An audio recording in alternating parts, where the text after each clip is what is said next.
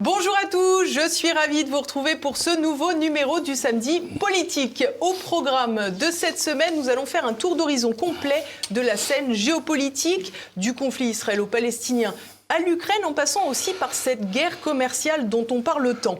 Alors un point commun dans tout cela, la diplomatie européenne totalement à la ramasse. C'est ce que nous allons voir dans quelques instants. Mais avant toute chose, chers amis, n'oubliez pas que je compte éminemment sur vous pour le succès de cette émission. Alors pensez à cliquer sur le pouce en l'air. Ça vous prend une seconde et c'est extrêmement efficace sur YouTube. Pensez également à m'écrire dans les commentaires et puis relayer au maximum cette vidéo. À tout de suite.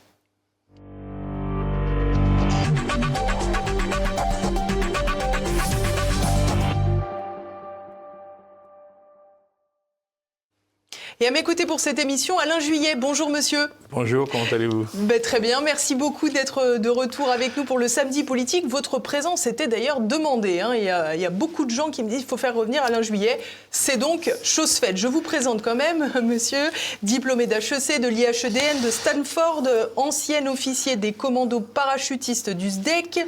Vous avez été le patron du renseignement de la DGSE. D'ailleurs, on parlera de la DGSE à la fin de cette émission. Et puis, vous avez également œuvré à la tête de très nombreuses grandes entreprises. Et bien sûr, vous êtes le père de l'intelligence économique en France. Vous avez œuvré auprès des premiers ministres Raffarin, Villepin et Fillon. Exact. Et puis, on ne peut pas oublier, faire l'impasse sur Openbox TV, votre chaîne YouTube, où vous arrivez bientôt aux 200 000 abonnés et où vous faites des décryptages géopolitiques, géostratégiques. Donc, les téléspectateurs peuvent vous retrouver dès à présent sur cette nouvelle chaîne. Alors, j'aimerais qu'on commence cette nouvelle émission, Alain Juillet, par le conflit israélo-palestinien. Je l'ai dit, vous avez œuvré avec Jean-Pierre Raffarin sous l'ère Chirac. On a le sentiment, et on a coutume d'entendre, que l'ère Chirac est finalement le dernier moment où la France avait une politique arabe et un positionnement clair sur la question israélo-palestinienne. Est-ce que c'est aussi votre lecture ? Totalement. Je pense que l'époque du président Chirac a été la dernière époque où la France non seulement avait une vision du monde arabe, une politique arabe, mais en plus était très appréciée par le monde arabe. Si vous voulez, la position qu'on avait prise par rapport à la guerre en Irak, en disant, avec le fameux discours de Villepin à l'ONU, mais c'est pas Villepin, c'était le président de la République qui avait décidé de ne pas céder, quelles que soient les pressions. Il fallait du courage, parce qu'à l'époque, ça a été très dur. Bon, d'un autre côté aussi, les relations qu'on avait avec tout le monde, les relations qu'on avait aussi bien avec les Palestiniens qu'avec les autres, et avec les Israéliens, le fait aussi qu'on leur tenait tête. Souvenez-vous de l'incident qu'il y avait eu en Israël, où des gardiens de sécurité voulaient empêcher le président Chirac de discuter avec des gens, et Chirac s'était fâché tout rouge en disant « mais si vous continuez comme ça, je reprends l'avion, je repars à Paris ». Avec un peu de mise en scène peut-être. Bien entendu. Oui, mais il le faisait parce que pour bien montrer qu'il ne se laissait pas faire. Donc si vous voulez, oui, c'est vrai qu'on avait une vraie politique arabe, et qu'il faut bien reconnaître que depuis, elle a explosé en vol, progressivement avec les uns et avec les autres. Aujourd'hui, on n'a plus aucune politique arabe. On l'a bien vu avec l'épisode regrettable et triste du Liban, où on est arrivé en leur disant il faut un gouvernement dans les 3 mois. Bien entendu, tout le monde a dit mais de quoi ils se mêlent. Et puis ils ont monté effectivement quelque chose, mais beaucoup plus tard quand ils l'ont voulu, et nous on a été complètement marginalisés. Donc non, on n'existe pas. On n'existe pas, et on a le sentiment aussi que nous ne sommes plus respectés. On n'est pas respecté parce que, vous savez, le monde arabe, c'est un monde dans lequel ceux qui dirigent sont des gens qui sont forts. Il ne faut jamais l'oublier. Alors en France, on va dire « ce sont des autocrates et autres ». Non, ou des monarques autoritaires. Mais ce n'est pas ça. C'est dans la culture, si vous voulez, on respecte la force et on respecte le fort par rapport au faible. C'est triste, c'est malheureux pour les minorités, c'est tout ce que vous voudrez, mais c'est la réalité. Donc quand vous êtes fort, on vous respecte. Quand vous n'êtes pas fort, on ne vous respecte pas. Donc si vous donnez l'impression de faiblesse sous une forme ou sous une autre, c'est fini, vous êtes complètement démonétisé. Et c'est vrai que depuis un certain temps, on l'a vu dans tout ce qui s'est passé, depuis 20 ans, on ne peut pas dire qu'on a brillé dans le monde arabe. Je dirais du Maroc à la Syrie, en passant par l'Algérie. Exactement, pour passer l'Algérie, la Libye, l'Égypte, pour parler de l'Afghanistan, pour parler de l'Iran. Dans aucun pays, on a réussi à faire entendre sérieusement notre voix comme un élément clé. Contrairement à d'autres, actuellement à la Giorgia Meloni, qui a fait un carton en Algérie, en Tunisie, en Libye, en Égypte, par exemple, pour vous donner un exemple. Et sur d'autres terrains, d'ailleurs, on le verra tout à l'heure, sur le terrain économique. Ça, c'est clair, elle est en train de faire un carton dans beaucoup d'endroits. Mais vous prenez Erdogan aussi, Erdogan qui, au départ, il y a 20 ans, qui connaissait Erdogan? La Turquie se paraissait un pays parmi d'autres. Aujourd'hui, on le retrouve. Il a permis à Al-Joulani, avec les chars turcs, de conquérir la Syrie. Il est installé à Misrata, où il a une base militaire, et il soutient les frères musulmans du gouvernement de Tripoli.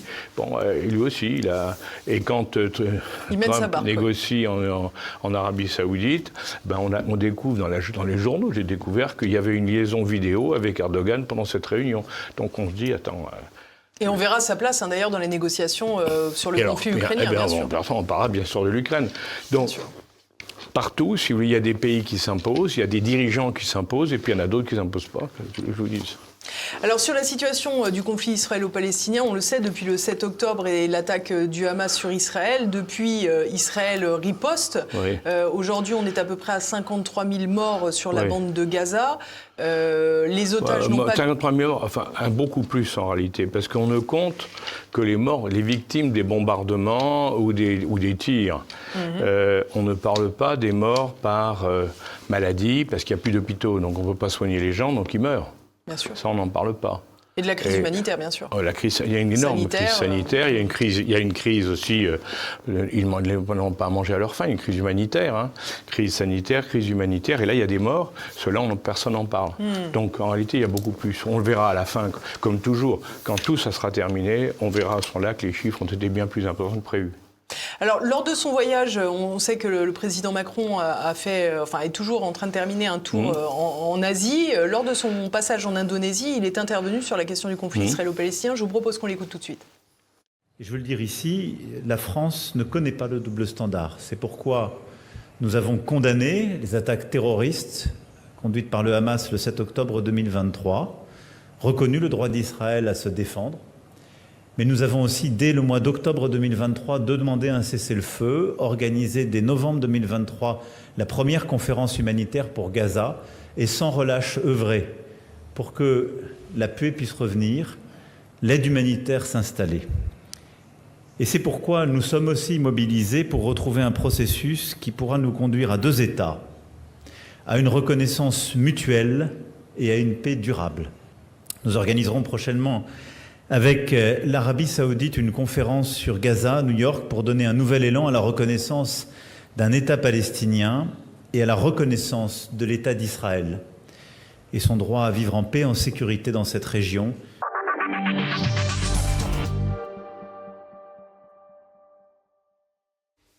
Alors, on a le sentiment que ce sont des vœux pieux, que ça n'aura pas beaucoup d'incidence.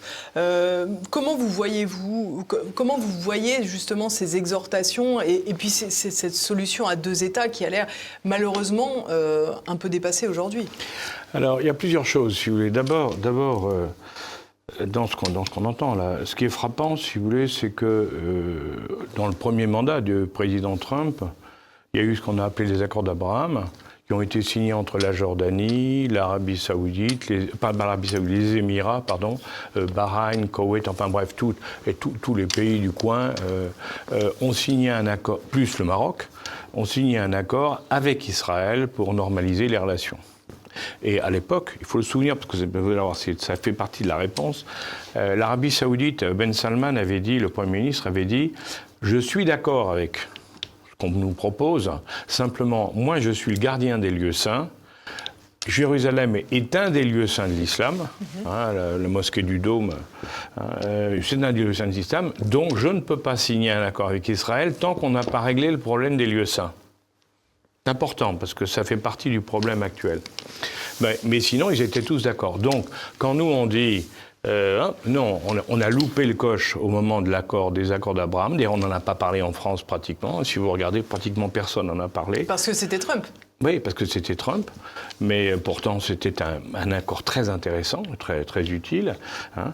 Et maintenant, eh bien, on est justement dans cette continuation, c'est-à-dire que tout le monde, quand Trump est allé là-bas pour signer des accords avec les Émirats, avec l'Arabie Saoudite, avec des investissements colossaux aux États-Unis, bon, en contrepartie des investissements colossaux aux États-Unis, autant vous dire qu'ils l'ont pas fait pour rien. Ils ont dit à Trump, on veut une contrepartie. Et la contrepartie, c'est vraiment de trouver une solution avec Israël concernant ce qui se passe. Deuxième élément très important, c'est qu'il ne faut pas oublier non plus que mais vous le savez, vous en avez parlé dans vos émissions, hein, il ne faut pas oublier que à l'Arabie, toutes les monarchies et tous les gouvernements d'ailleurs hein, de la zone détestent le Hamas. Parce que le Hamas, c'est les frères musulmans, et les frères musulmans, dans tous ces pays-là, ont voulu les renverser ou les tuer. Hein, en commencer par l'Égypte. Je vous rappelle quand même que Sadat a été assassiné par les frères musulmans. Hein. Bon, et ça, ils l'ont pas oublié. Ce qui explique, pardon de vous interrompre, mais oui. C'est aussi ce qui explique le blocage à la frontière exactement, sud. Exactement. Quand les Américains, une ministre israélienne, mais surtout après les Américains, à l'époque de Biden, ont été voir le général Sissi, le maréchal Sissi, en lui disant, bon, écoutez, vous ouvrez la frontière de Rafah, vous installez les gars de Gaza dans le Sinaï, et nous, on construira, ils l'ont proposé, hein, et on construira toutes les installations, les villes, tout ce qu'il faut hein, pour que les gens puissent vivre.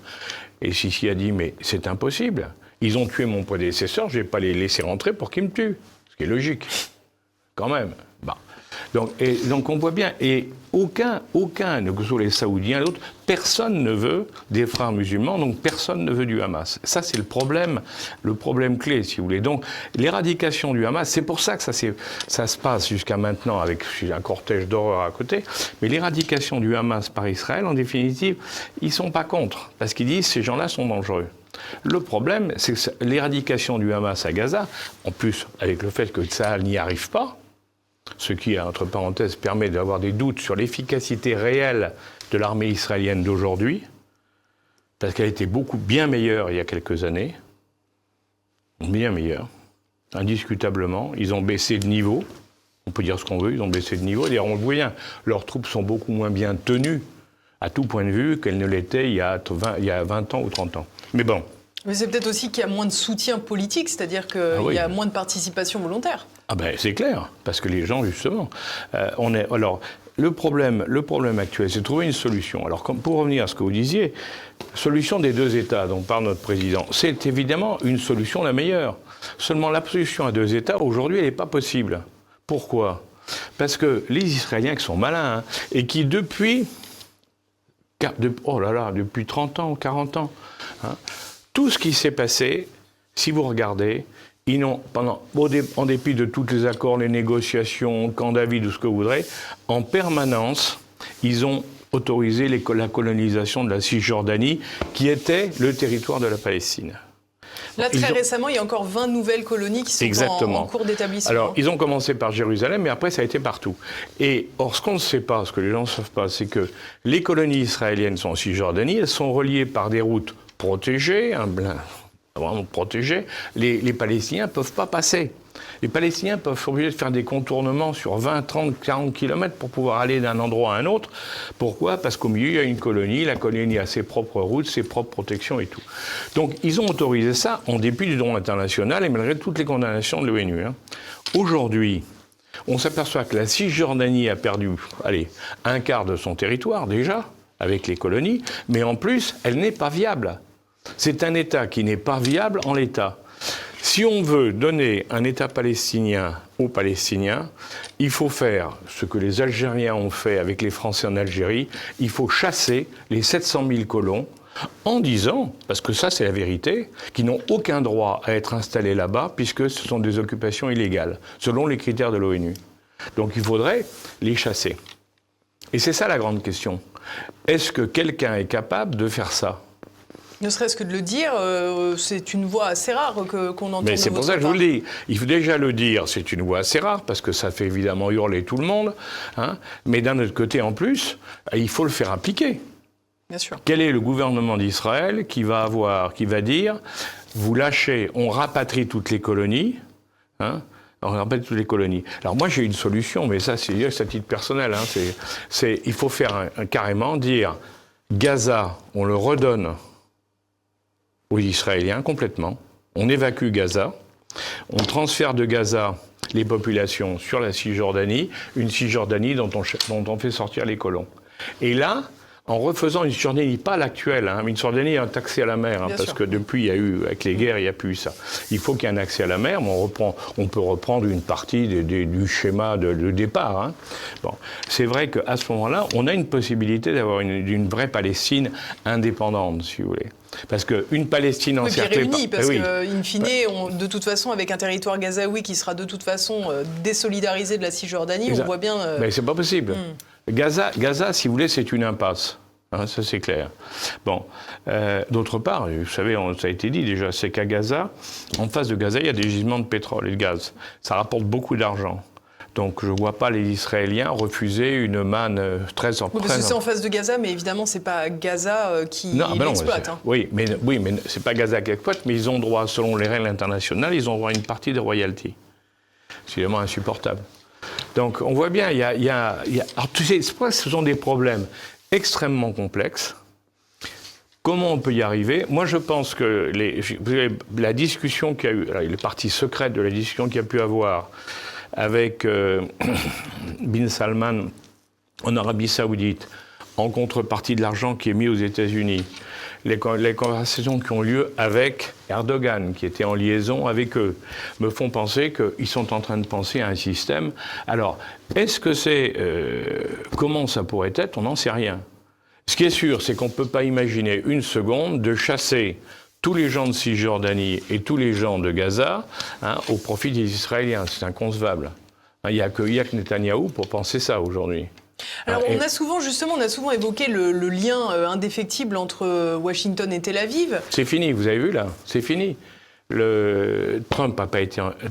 Les Israéliens ont demandé, mais alors tous ont demandé, enfin tous les ministères et Netanyahou ont demandé à Trump de faire une escale même de 2 heures en Israël pour montrer qu'il était toujours avec Israël. Or, vous avez vu, il s'en est bien gardé. Et ça montre bien que le torchon brûle, parce que les Américains savent très bien que ce qui est en train de se passer dépasse les limites de l'acceptable. Il faut dire la vérité, si vous voulez. D'ailleurs, c'est pas moi qui le dis, c'est la rabbine Madame Horviller, là, la française, qui dit, mais attendez, il faut le dire quand même, moi je suis israélienne, et puis respectable, c'est une personnalité respectable, et elle dit, écoutez, on commet des horreurs. Oui. Oui, il y a des choses qui se font, qui n'ont rien à voir avec les lois de la guerre, qui n'ont rien à voir avec ce qui se passe. Bon, régler les comptes, oui. Pour chasser les gens, oui, dans certaines conditions. La guerre, c'est la guerre. La guerre, c'est pas une promenade de santé, mais il y a des limites. Donc tout le monde se rend compte. Et il faut bien arriver à trouver une solution. Alors notre président, comme toujours, il sent qu'il y a un coup à faire. Il essaie de se remettre dans le circuit. Mais je pense que là, comme ailleurs, ça va être difficile. Alors là, on a vu justement que les États-Unis avaient proposé un nouveau projet de cessez-le-feu avec une trêve notamment de 60 jours, des échanges d'otages et de prisonniers. Israël semble soutenir l'accord, mais pas le Hamas. On se retrouve sur une configuration, et on le verra après, qui est un peu similaire avec la question ukrainienne, avec toujours des accords qui sont négociés entre deux parties qui ont des intérêts un peu convergents, et puis la troisième partie qui est rarement d'accord, forcément. Comment comprenez-vous cela? En fait, c'est un peu du spectacle, ça, en fait. Oui, moi, je pense, si vous voulez, que le Hamas, il a parfaitement compris que Netanyahou veut la disparition du Hamas. Et le Hamas sait très bien que les pays arabes ne les aiment pas, et que donc ne voient pas d'un mauvais œil qu'eux soient éliminés. Il ne faut pas oublier que l'Arabie Saoudite et les autres ont quand même dit que ce qu'ils souhaitaient, c'est que ce soit l'autorité palestinienne qui contrôle le tout. Ça montre bien, si vous voulez, qu'il n'y a que le Qatar pour défendre le Hamas. Parce que le Qatar a toujours été proche des frères musulmans. Et bien sûr... à l'époque, on a financé le Hamas en faisant transiter de l'argent par le Qatar. Exactement. C'est le Qatar qui a envoyé l'argent à Tel Aviv, et après, les camions ont amené l'argent de Tel Aviv à Gaza. C'est ce que racontait le reporter, notamment Charles Anderlin. Exactement. Et ça lui a valu d'ailleurs plein de problèmes en Israël, alors que c'était la vérité. Bon, il y a 2 pays qui ont soutenu le Hamas, c'est clair. C'est Erdogan d'un côté, et c'est normal, il est très proche des frères musulmans, et l'Arabie... le Qatar qui accueillait à l'époque Khaled Meshal, le chef des frères musulmans, donc chef du Hamas. Donc vous avez, il y a tout un ensemble. Aujourd'hui, tout le monde sait qu'il faut trouver une solution. Mais après, il y a des jeux dans tous les sens, et le Hamas, il est bien ennuyé, parce qu'il sait que personne ne le soutient. Lui, la dernière chose qui le protège, c'est les otages. Il faut bien comprendre que si jamais il rend les otages, il n'y a plus aucune limite à ce moment-là. Et ils savent très bien qu'avec Netanyahou, il n'y aura aucune limite. Donc, pour eux, ils veulent garder. Qu'on comprenne bien aussi, il y a l'opinion publique israélienne qui met la pression sur Benjamin Netanyahou pour pas qu'il frappe au risque de exactement. toucher les otages. Donc, si vous voulez, c'est pour ça. Donc, quand on dit, on va régler le problème avec une trêve de 60 jours, vous libérez les otages, en échange des prisonniers, vous libérez les otages, et tout le monde est content. Et le Hamas ne peut pas être d'accord avec ça, puisque lui dit, mais attendez, au bout de 60 jours, comme il a fait la première fois, Netanyahou va reprendre la guerre contre nous. Et là, on n'aura plus d'otages, donc on n'aura plus aucune protection contre nous. Donc, si vous voulez, c'est un un bras de fer, en définitive. Mais la solution, elle n'est pas là. La solution, c'est la vraie solution, si vous voulez, au-delà de tout ça, c'est que l'ensemble des pays intéressés mettent une pression maximale sur les deux parties en disant voilà, on a trouvé la solution, c'est celle-là, et vous l'appliquez. Et c'est ça qu'il faut faire. C'est évident. Seulement, il y a Trump, lui, il y a une certaine limite, il connaît aussi ses limites, et puis il n'aime pas la guerre, donc il ne veut pas poursuivre, il ne veut pas encourager la guerre. Bon, les Saoudiens, ils veulent un accord avec Trump, c'est clair, mais ils ne veulent pas du Hamas. Donc on voit bien qu'il y a plein de choses derrière qui font que c'est extrêmement compliqué.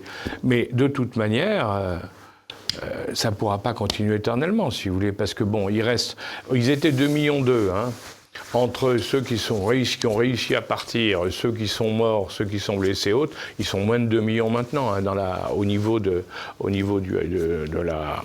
l'enclave de Gaza. De l'ensemble de l'enclave de Gaza. Bon, on ne peut pas tuer 2 millions de personnes. Et personne n'en veut. Donc il va bien falloir trouver une solution. C'est clair. En tous les cas, on l'a vu Alain Juillet, la voie diplomatique de la France ne brille pas sur ce dossier et on va le voir, ce n'est pas non plus le cas sur le dossier ukrainien. Peut-être pour commencer, comment jugez-vous les forces en présence sur le terrain ukrainien aujourd'hui? Qui a l'ascendant? Pourquoi? En termes d'armes, comment voyez-vous les choses? Alors, si vous voulez, d'abord, il y a une chose qui est sûre, c'est que il y a une vieille loi militaire, dans les guerres longues, il y a une loi militaire qui se vérifie toujours, c'est que celui qui a le plus grosse population peut avoir la plus grosse armée pendant la plus longue durée. Basique. Parce qu'au fur et à mesure, oui, parce que le coefficient d'attrition, comme on dit, les pertes, si vous tuez un de chaque côté, s'il y a un pays à 100 personnes et l'autre il en a 10 000, vous avez tué 100 personnes et l'autre il en reste encore un bon paquet. Donc ça on le sait. Et c'est un des problèmes de cette guerre. L'armée, il faut le savoir, l'armée ukrainienne maintenant, ça monte jusqu'à 50 ans. Ils recrutent pour aller faire la guerre des gens de 50 ans.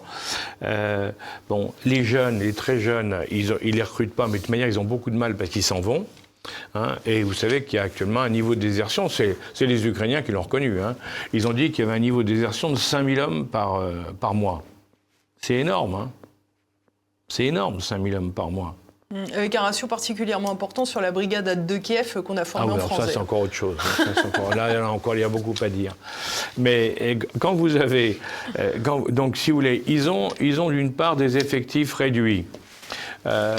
C'est très dur, c'est très dur. Et puis, ils ont en face d'eux une armée qui est plus grande. Et surtout, ce qu'on n'a pas assez dit ces 2 dernières années, c'est l'évolution considérable qu'a réalisé, je dirais, l'armée russe entre ce qu'elle était au départ de la guerre, de l'opération spéciale, et ce qu'elle est maintenant.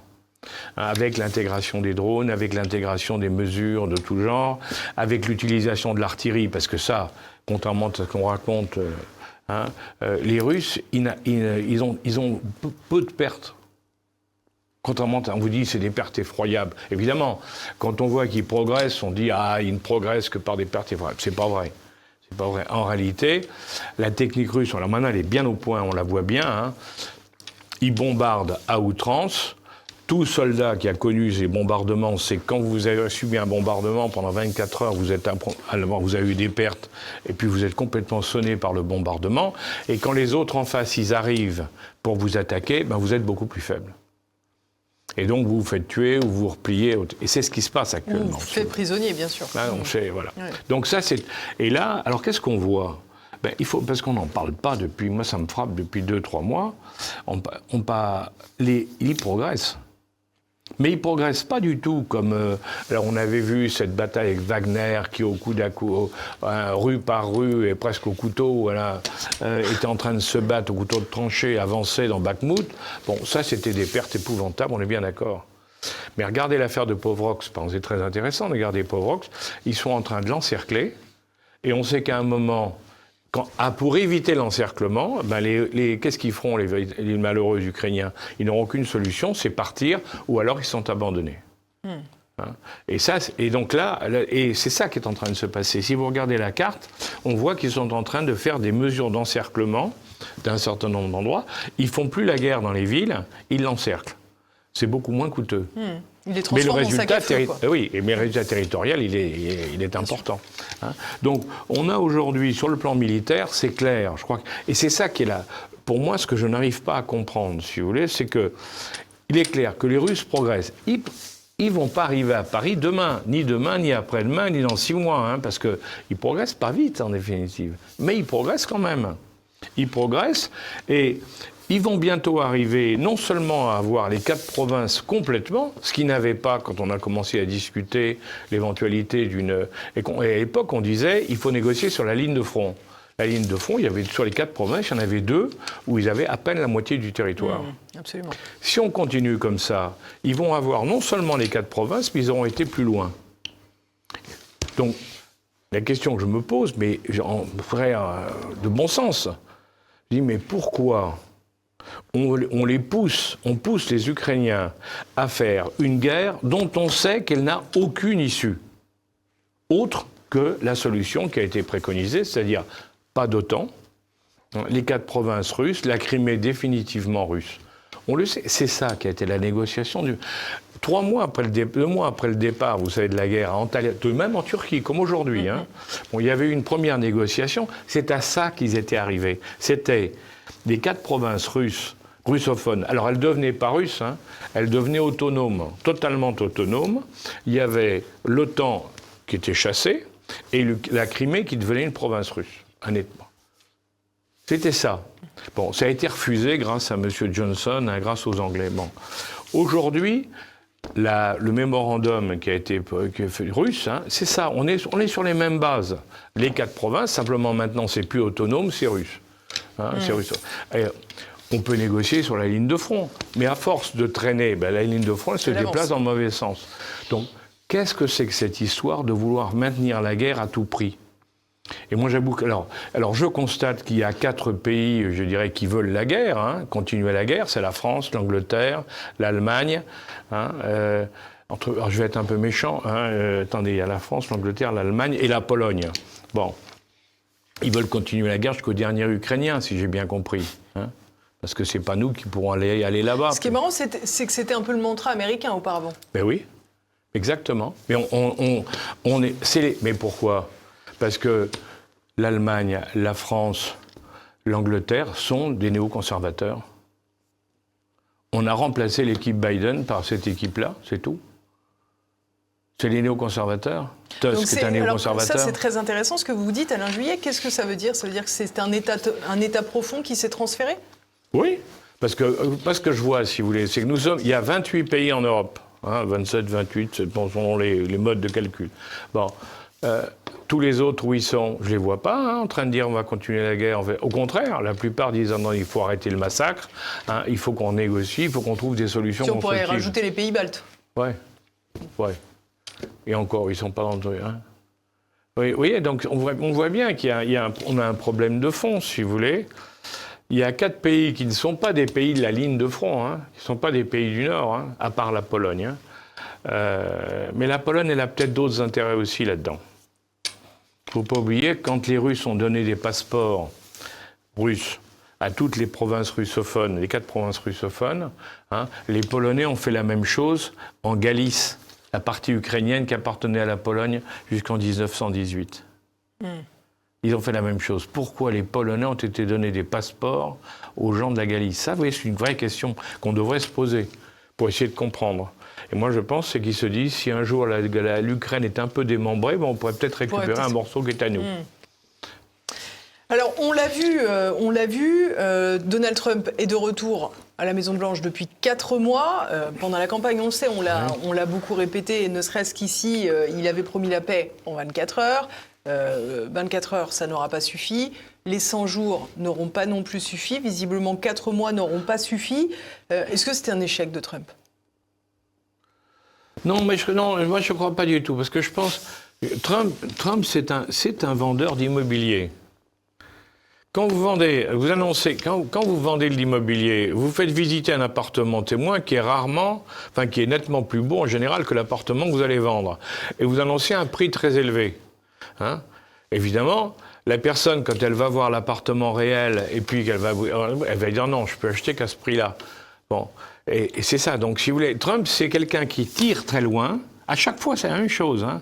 Il vous dit, regardez avec les Européens, je vais augmenter les taxes de 50% ou 30%, peu importe le chiffre, si vous voulez. Il lance un truc. Hein. Là, avec les Chinois, 130%, on lance des trucs. Bon, très bien.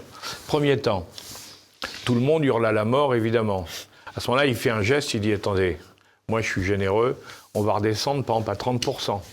Hein? Bon, à la fin, on aura quand même pris 30%. Alors vous dites, mais 30%, c'est terrible, tu vois, non, on peut pas. Ah, écoutez, je vous donne un délai. Alors c'est pas tout de suite, je vous donne un délai. Toujours pareil. Hein? Et à la fin, qu'est-ce qui se passe? À la fin, supposons, au lieu de 120%, on a descendu à 30%, et on arrive à 20%. Bon. Mais en plus, on dit merci. Bon, alors, et nous, on va dire, vous avez vu, qu'est-ce qu'on a été bon, hein? On s'est battu comme des lions, on a augmenté que de 20 les taxes. Et lui, de son côté, il dit, vous avez vu, on était à 0, maintenant on a gagné 20%. Eh ben, qui a gagné? Ben, c'est lui, bien sûr. Son problème, c'est qu'il n'a aucun ego, il a un ego surdimensionné, mais dans ce truc-là, il n'a aucun problème pour faire marche arrière. Trump, c'est pas... Si vous voulez, il lance des trucs, et puis il dit en avant. Regardez l'histoire du Doge, hein, pour les économies. Alors, avec Elon Musk. On va économiser 3 000 milliards. Bon, quand même, 3 000 milliards sur l'administration américaine, ça semblait beaucoup. Bon, en définitive, Musk s'en va, et on dit, dans la presse française, hein, c'est pas terrible, hein, il a fait que 168 milliards d'économies. Et vous vous rendez compte, si en France, on faisait 50 milliards d'économies sur l'administration française, on dirait que c'est mal. Ben oui, mais c'est ça, si vous voulez. Et, il a réussi son coup. Et du coup, il part aujourd'hui, je crois, Musk ou demain. Hein, et vous allez voir, Trump va dire, il a été formidable, il a réussi, il a atteint les objectifs que je souhaitais. Parce qu'il y a ce qu'il dit, et puis il y a ce qu'il souhaite. C'est pas la même chose. Sur la question ukrainienne, il n'en reste pas moins qu'on ne peut pas considérer que la paix ait fait beaucoup de chemin depuis son arrivée. Là, il n'est pas arrivé. Et j'aurais même envie de vous poser une question. Est-ce que finalement, le temps des négociations a commencé? Oui. Alors, moi, je pense que... Oui, la réponse est oui, indiscutablement. Il y a des discussions. Le fait qu'on commence à échanger beaucoup de prisonniers, le fait qu'on se retrouve, malgré... Il y a la partie cinéma hein, dans tout ça, hein, mais le fait qu'on se retrouve Bon... le problème, je crois qu'il y a 2 problèmes. Hein. C'est que Poutine, lui, il a toujours dit qu'il voulait le départ de Zelensky, hein, en disant, et Trump se rend compte que Zelensky, il ne peut pas arriver à faire plier Zelensky comme il le pensait. Ça, c'est clair. Hein, parce que Zelensky est soutenu par les 4 Européens là, hein, qui lui disent faut pas lâcher. Hein. Donc effectivement il y a un blocage. Alors Trump qu'est-ce qu'il fait? Il dit moi si vous n'y arrivez pas, on va chercher quelqu'un d'autre qui pourrait vous mettre d'accord. Puisque vous voulez pas le faire avec moi, faisons avec quelqu'un d'autre. Ce qu'il veut, lui, c'est il veut surtout préserver ses liens avec Poutine. Hein. Faut pas se faire d'illusions. Hein. Parce que, vous savez, on en a déjà parlé. Ce qu'il veut, c'est que, lui, il veut absolument ramener Poutine dans le camp occidental pour le cas où il y aura un conflit qu'il ne souhaite pas, mais pour lequel il y aura un conflit avec la Chine. Il ne veut surtout pas avoir deux fronts, parce qu'il sait, par ses militaires, que l'armée américaine ne peut pas supporter deux fronts. Alors en Europe, il dit, pour faire face à un front éventuel européen, c'est à l'OTAN de le faire, un OTAN européen, c'est pas à nous, parce que nous, on sera occupés en Chine. C'est clair. C'est ça la situation. Il y a quand même quelque chose qui contrarie un petit peu ce que vous m'expliquez, c'est les derniers propos de Donald Trump qu'il a tenus sur son fameux réseau social, la Truth Social. Oui. Ce que je vous propose, c'est qu'on l'écoute, on l'a fait lire. Il est fou, quand il dit il est fou. Ouais. J'ai toujours eu de très bonnes relations avec Vladimir Poutine, mais quelque chose lui est arrivé. Il est devenu complètement fou. Il tue inutilement beaucoup de gens, et je ne parle pas seulement de soldats. Des missiles et des drones sont tirés sur des villes d'Ukraine sans aucune raison. J'ai toujours dit qu'il voulait toute l'Ukraine, pas seulement une partie, et peut-être que cela s'avère vrai, mais s'il le fait, cela conduira à la chute de la Russie. De même, le président Zelensky ne rend pas service à son pays en parlant comme il le fait. Tout ce qu'il dit cause des problèmes. Je n'aime pas ça. Et il vaut mieux que cela cesse. C'est une guerre qui n'aurait jamais dû commencer si j'étais président. C'est la guerre de Zelensky, Poutine et Biden, pas celle de Trump. Je ne fais qu'aider à éteindre les grands et les incendies qui ont été allumés par l'incompétence flagrante et la haine.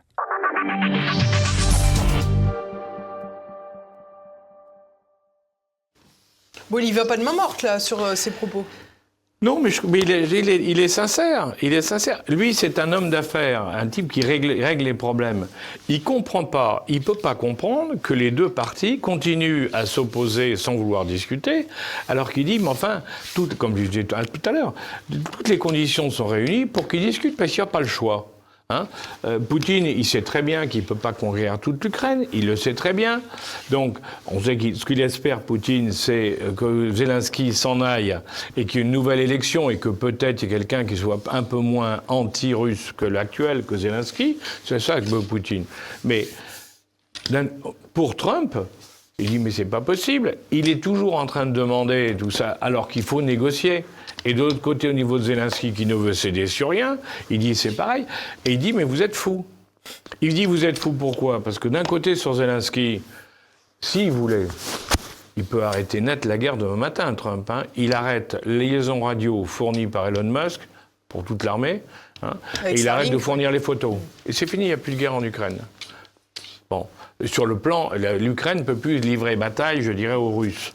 Mais d'un autre côté, pour les Russes, il n'est pas question de laisser les Russes avancer trop loin. Donc ça veut dire qu'à ce moment-là, il faudrait qu'ils menacent. Une menace beaucoup plus importante. Ce qu'il ne veut pas faire, parce que ce n'est pas un guerrier. Donc il dit, mais comment ? On a tous les éléments pour que vous puissiez négocier, pourquoi vous ne négociez pas ? Il ne comprend pas. Ça, je suis certain qu'il ne comprend pas, des deux côtés. Alors, et quand il y a Poutine, pour mettre la pression sur Zelensky, envoie des vagues de drones, il dit, mais ça, c'est pas sérieux. Pourquoi vous faites ça alors qu'on voudrait être en train de négocier ? Mais il doit aussi excéder quand il voit Zelensky qui tire des missiles ou qui envoie des drones sur la Russie, parce qu'il sait que c'est le meilleur moyen, le meilleur torchon rouge pour l'autre, si vous voulez. Bien sûr. Et quand nous, on a le chancelier allemand qui dit « mais je vais livrer des missiles taurus ». Alors justement, je vous propose qu'on l'écoute tout de suite, ça tombe bien. Il n'y a plus de limite de portée pour les armes qui ont été livrées à l'Ukraine. Ni par les Britanniques, ni par les Français, ni par nous, ni par les Américains. Cela signifie que l'Ukraine peut désormais se défendre, par exemple en attaquant des positions militaires en Russie. Elle ne pouvait pas le faire jusqu'il y a quelque temps. Jusqu'à il y a quelque temps, elle ne l'a également fait que dans des rares exceptions. Elle le peut maintenant. Nous appelons cela en jargon le tir à longue portée. Donc également équiper l'Ukraine avec des armes qui attaquent des cibles militaires dans l'arrière-pays.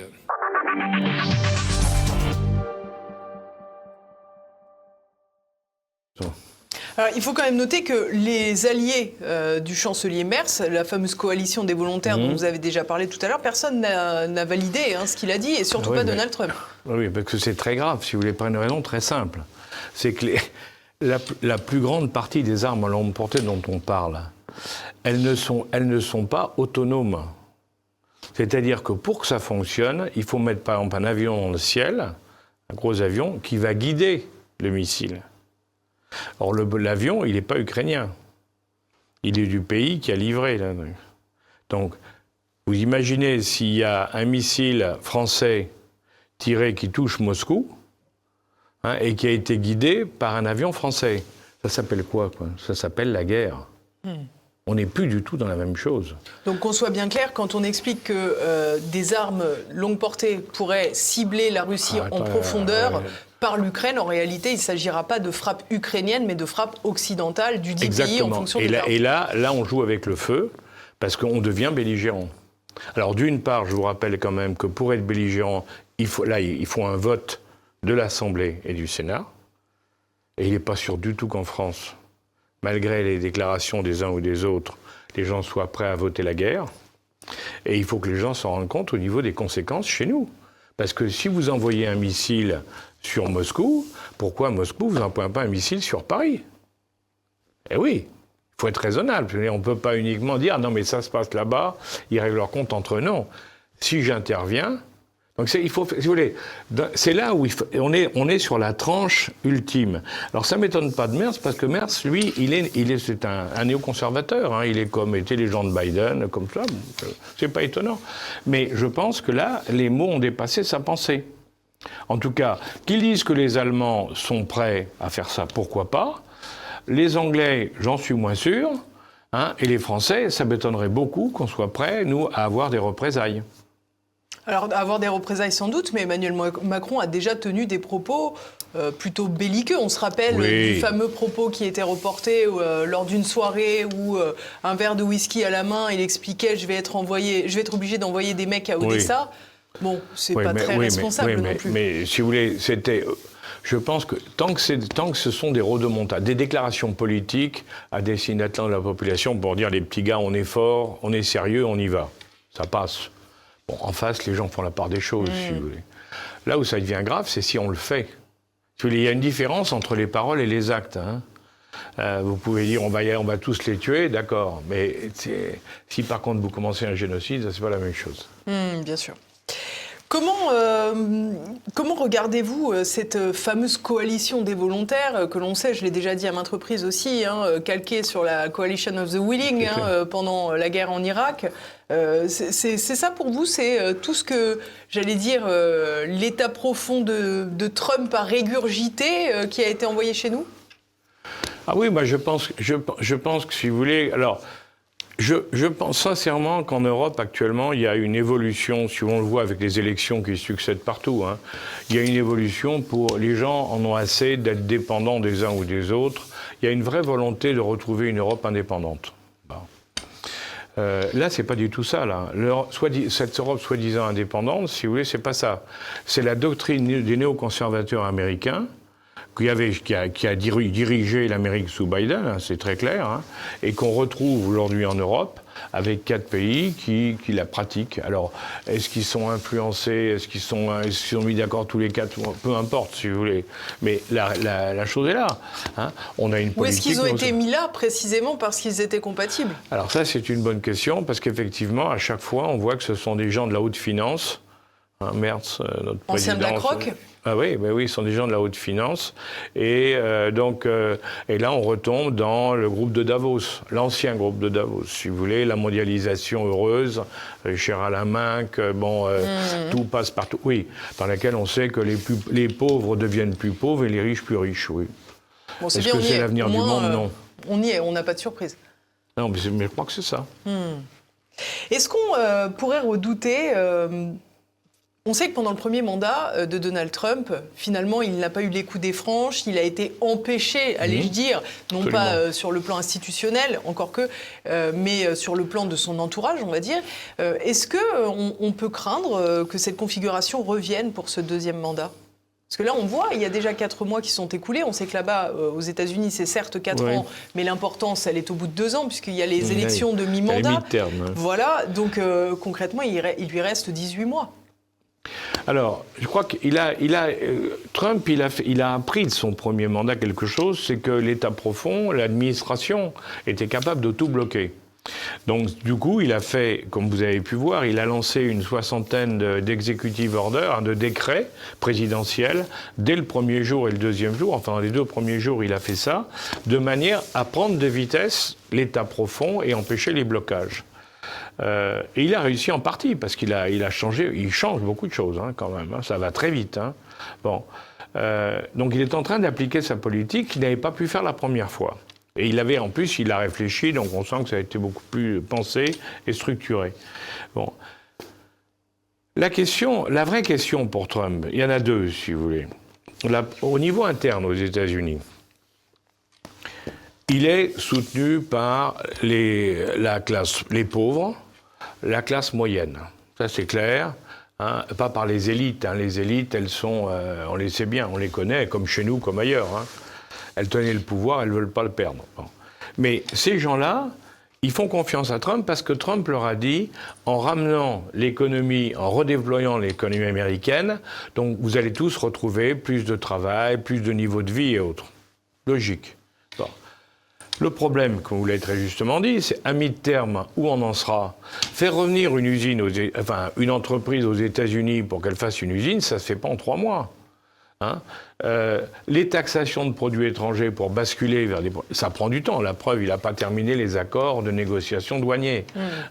Donc, la vraie question, c'est, au bout de 2 ans, est-ce qu'il aura réussi suffisamment pour que les gens disent « Ah ben c'est vrai, il a vraiment changé les choses », ou est-ce que ce sera en marche, mais pas suffisamment?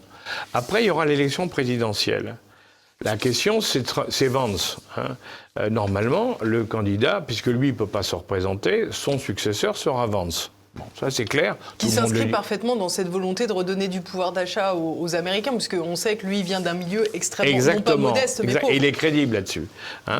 Et en plus, il est dans la ligne, si je peux dire. Bon, donc, au bout de 4 ans, si effectivement les résultats sont arrivés, Vance sera réélu, et là, c'est inexorable, parce qu'il sera réélu 2 fois. Après, il y aura une 2e fois, donc on aura 12 ans de cette politique, ça sera fini, ça sera la politique américaine.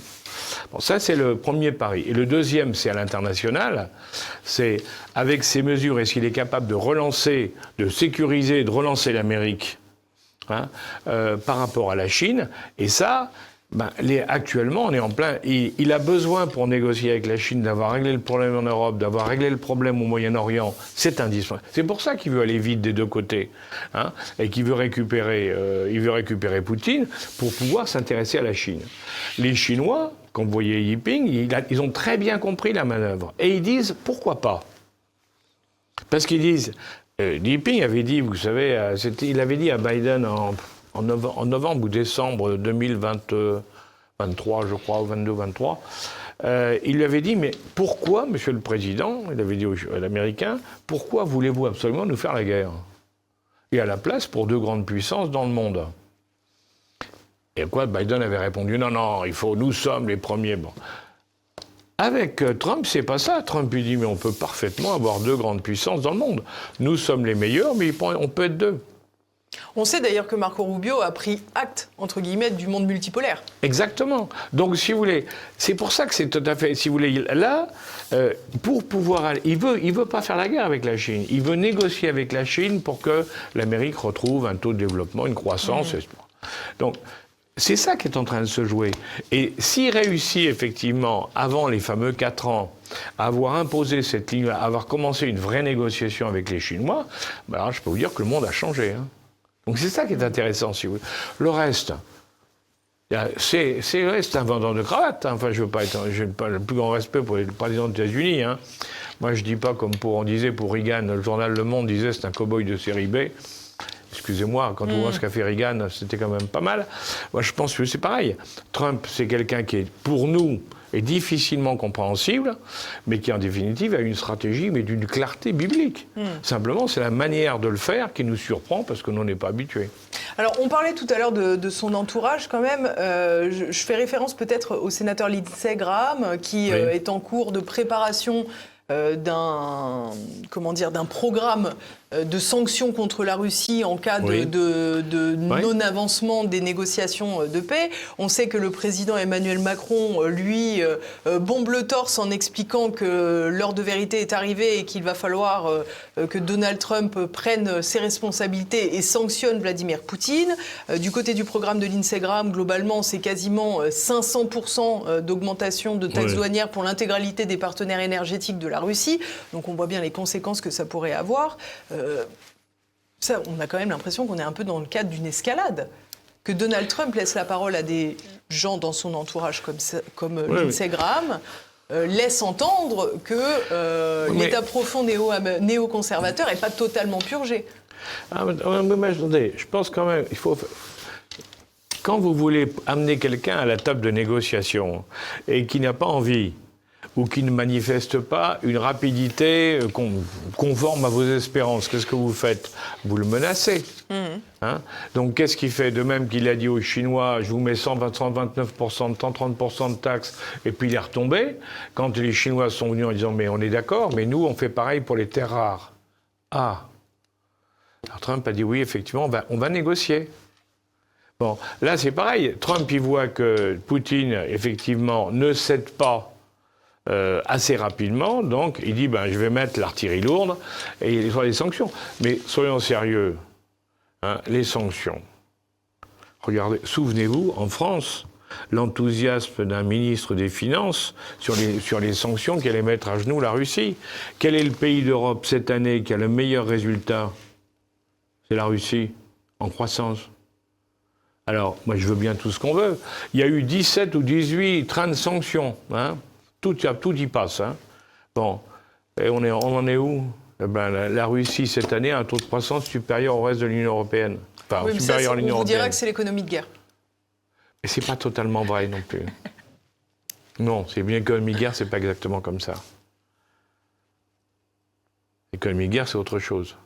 C'est l'Ukraine. L'économie de guerre, oui, l'Ukraine est en guerre. Ce que je vous propose, c'est d'écouter rapidement aussi les propos de Vladimir Poutine, justement, vis-à-vis de ces menaces de sanctions. Il a l'air de se tenir prêt.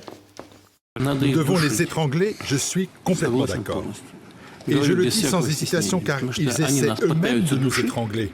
Il faut leur rendre l'appareil, c'est tout. Nous n'avons expulsé personne. Nous n'avons embêté personne. Nous avons offert les conditions les plus favorables pour qu'ils travaillent sur notre marché. Et eux, ils essaient de nous étrangler, comme je l'ai déjà dit. Nous devons répondre de la même manière, refléter leurs actions. J'ai déjà demandé au gouvernement de travailler sereinement, sans aucune impolitesse, pour élaborer un programme de retour éventuel de ceux qui le souhaitent, en favorisant exclusivement la protection des intérêts de nos entreprises.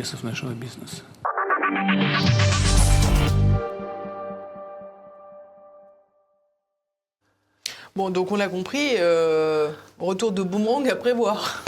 Oui, mais pour moi, tout ça, c'est de la politique politicienne, si vous voulez. C'est des...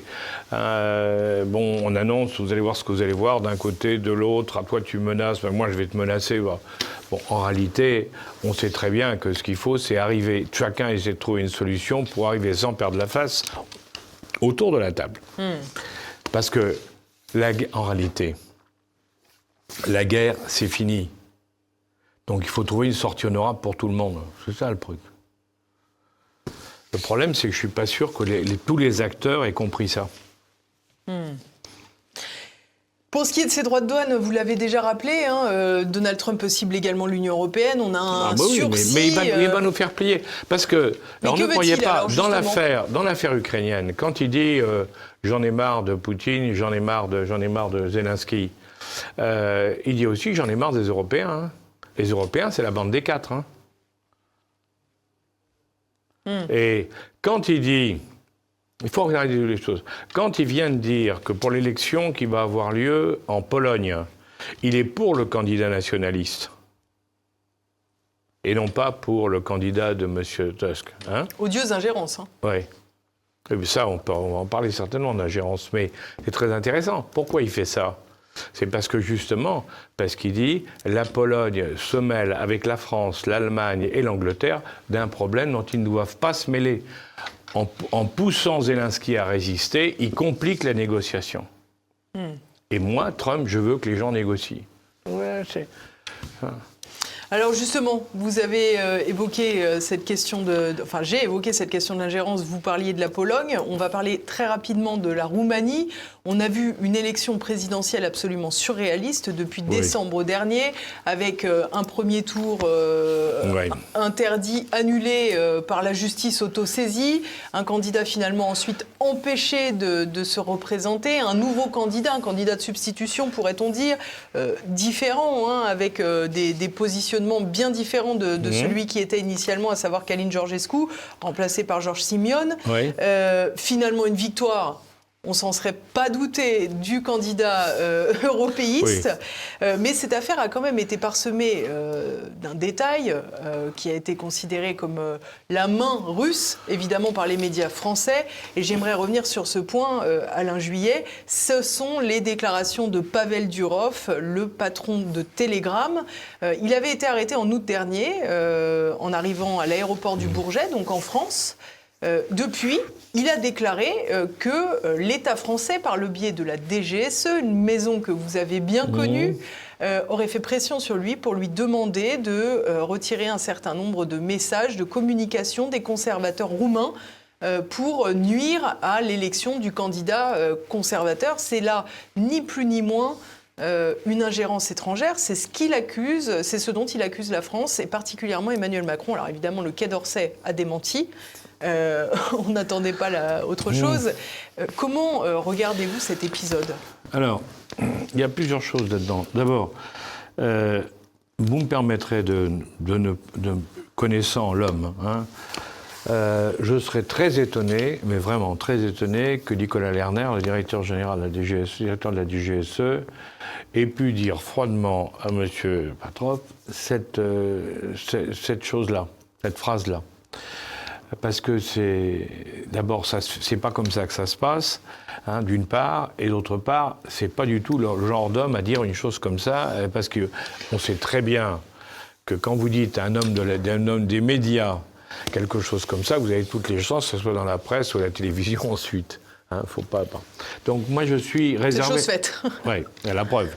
Donc je suis très réservé, mais je n'y crois pas, si vous voulez, je crois pas à ça. Je crois qu'il y a eu par contre des pressions françaises. Ça, pour moi, il n'y a pas de doute là-dessus, si vous voulez. Bien sûr qu'il y a eu des pressions françaises. Mais il y a eu des pressions... Mais alors, sous quelle forme ? Ah, mais attendez, ça peut être effectivement, alors toutes les formes, hein, ça peut être... N'oubliez pas... Sous toutes les formes, sauf la voix de Nicolas Lerner, si je vous suis. Oui, voilà, mais si vous voulez, ce que je vous dis, c'est que je ne crois pas une seconde que le patron d'un service dise à quelqu'un, un homme des médias, « Alors, vous allez arrêter, vous m'enlevez ça ». Ça, c'est pas possible. Bon, en tout cas, vous ne l'auriez pas fait. Ah oui, mais personne ne l'aurait fait. Si vous voulez. Moi, je connais quand même pas mal ce monde-là. Personne ne ferait ça comme ça. Hein, en tout cas, il y a des moyens plus intelligents de le faire. Si on veut le faire, il y a des moyens plus intelligents de le faire et de bien faire comprendre que vous pouvez le faire. Bon, que vous souhaitez qu'on le fasse. Ça, c'est le premier point. Le deuxième, c'est le problème des ingérences. Et ça, moi, ça me paraît très important. Parce que on a une vision de l'ingérence en France, mais pas qu'en France d'ailleurs, une vision de l'ingérence qui est totalement unilatérale. Hein, pour vous donner l'exemple. Bon, là, on dit, en France, hein, on dit il y a eu une attaque russe sur l'ingérence russe contre le président Macron. Vous vous souvenez ? Bon. Avec la gifle prétendue de la première dame. Oui, par exemple. Mais pas là récemment encore. Mais il y a eu déjà, avant, on avait dit, il y a eu des ingérences russes. Bon, on sait qu'il y a une usine à Troll, comme on dit, à Saint-Pétersbourg. On sait que le GRU, le Viginum, la société, enfin, la société française qui est chargée de surveiller les ingérences, a sorti même une plaquette, ce qui est très rare, hein, pour dire les Russes du GRU. Bah, quand j'ai vu sortir la plaquette disant le GRU fait des ingérences en France, j'ai dit le GRU va répliquer.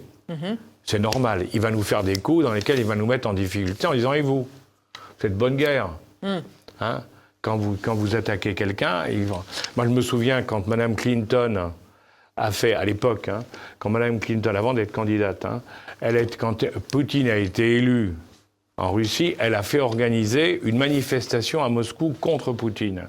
Ils n'avaient jamais vu ça à Moscou, hein, une ingérence flagrante des Américains, mais Ils n'avaient jamais vu ça.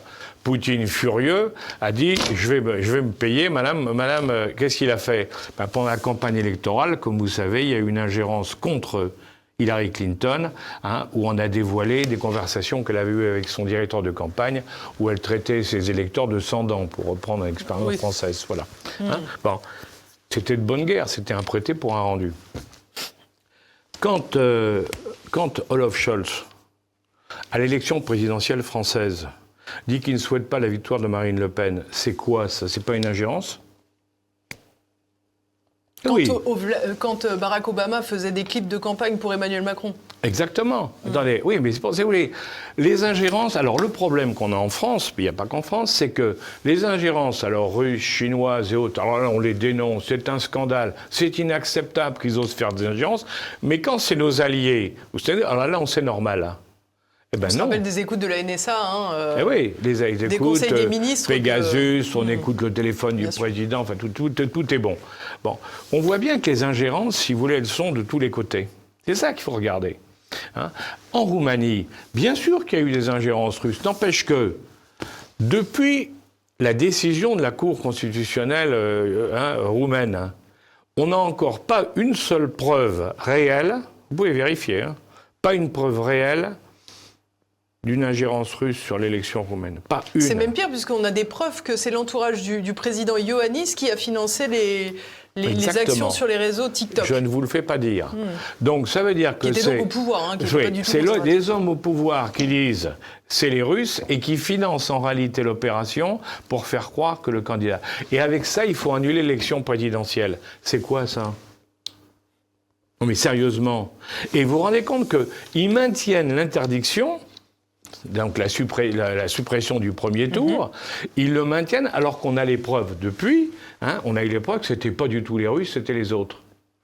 Et alors comment on a pu maintenir le truc? Alors on aurait dû dire, après enquête, il s'avère que c'est l'autre candidat qui avait financé ça pour faire croire que c'était les Russes, donc l'élection est validée, le premier tour est validé, bah oui. Mais on veut pas, en réalité pourquoi? Parce que c'est pas du tout ça. Il y a une ingérence considérable de l'Europe en Roumanie, parce que la peur panique de Bruxelles et des soutiens de Bruxelles, c'était que la Roumanie bascule du côté d'Orban et autres, et qu'on se retrouve avec un bloc au cœur de l'Europe qui disent « mais nous, on veut arrêter la guerre en Ukraine, on veut la paix, on veut revoir les choses ». Et pendant que vous y êtes, reprenez vos bases de l'OTAN. Exactement. Eh oui. Et donc, ça, si vous voulez, alors là, c'était insupportable. Donc, du coup, on n'hésite pas, si vous voulez. Alors, moi, bien sûr qu'on le sait. Pour soutenir la politique européenne, il y a eu des influences. Regardez quand on découvre il y a 2 mois, je crois, 3 mois, vous savez ça mieux que moi, parce que vous êtes une vraie journaliste. Regardez quand on a découvert que Bruxelles avait payé des campagnes de publicité dans les pays d'Europe pour faire accepter le Green Deal. L'évolution écologique de l'Europe, qui choquait tout le monde, parce que, évidemment, et on le voit maintenant, c'était une erreur, une grosse erreur, eh bien, pour la faire passer au niveau des pays européens, on a pris de l'argent à nous tous, l'argent qu'on verse à l'Europe, pour faire une campagne de publicité et de propagande pour faire accepter par les Français quelque chose dont ils n'avaient pas envie et qui avait été décidé par Bruxelles. C'est pas de l'ingérence, ça ? Et oui, donc si vous voulez, l'ingérence, aujourd'hui, c'est un véritable scandale, ça je suis bien d'accord avec vous, mais tout le monde la pratique. Bruxelles fait de l'ingérence dans les pays européens, les Américains, bien entendu, ils ne se gênent pas. Alors Trump, il ne se gêne pas quand il dit il faut soutenir un tel, le nationaliste en Pologne, il faut soutenir... Bon, quand il pousse l'AfD en Allemagne, c'est de l'ingérence pure et dure. Mais les Russes font la même chose, tout le monde le fait. C'est une des manifestations des rapports de force diplomatiques. Mais exactement. Et nous, alors on pousse des cris d'orfraie quand c'est les autres, et on est très discret pour nous. Mais ça fait partie de la partition, quelque mais part. c'est de la politique. En politique, vous savez, Clausewitz disait que la guerre, c'est la continuation de la politique par d'autres moyens. Mais entre la politique et la guerre, vous avez, ou pour appuyer la politique d'ingérence est un des éléments qui vous permet de faire pression dans certains pays ou sur certains pays, ou de déstabiliser certains pays sans pour autant avoir recouru à la guerre. C'est ce qu'on appelle la guerre psychologique chez les militaires. Je vous remercie beaucoup, Alain Juillet, d'être venu jusque nous une nouvelle fois. Merci à tous de nous avoir suivis. N'oubliez pas, si vous voulez retrouver Alain Juillet dès à présent, vous pouvez aller directement sur sa chaîne YouTube Openbox TV. Je vous donne rendez-vous la semaine prochaine pour un nouveau numéro et un nouveau Samedi Politique. N'oubliez pas, si vous ne l'avez pas déjà fait, il est encore temps, le petit pouce en l'air, le commentaire et puis bien sûr le petit relais auprès de vos amis pour qu'ils regardent une émission qui les cultive. Allez, à la semaine prochaine, à bientôt.